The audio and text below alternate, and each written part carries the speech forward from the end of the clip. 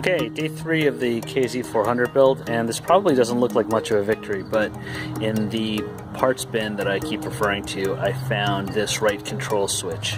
And it's not in great shape, obviously, but the switch is all churn. Had a fair bit of corrosion inside it, but I zapped it with a bunch of PB Blaster, and now it seems to be okay.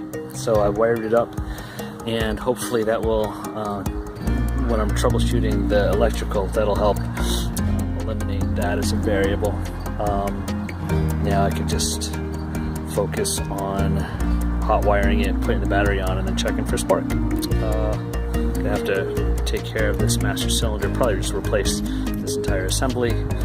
That should be straightforward. That's about it. Unfortunately, this other switch is problematic.